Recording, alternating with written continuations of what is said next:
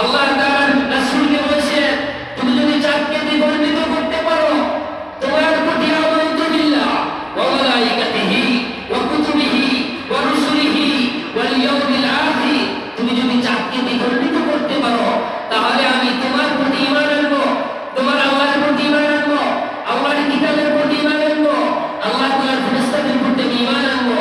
কিন্তু আল্লাহ তাআলার ইশারায় আমার নবী জনাবে মুহাম্মদুর রাসূলুল্লাহ সাল্লাল্লাহু আলাইহি ওয়াসাল্লাম চাঁদকে দ্বিখণ্ডিত করেছিলেন, কিন্তু আবু জাহেল কিন্তু ঈমান আনেন নাই।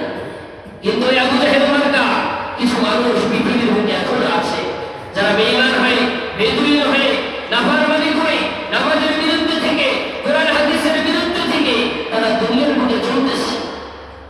যেই চাঁদ ইশারায় দ্বিখণ্ডিত হয়ে গেছে, বলেন না সুবহানাল্লাহ। এটা আমাদের ঈমান, এটা আমাদের ইয়াকিন, এটা আমাদের বিশ্বাস। সেই চাঁদ দ্বিখণ্ডিত করার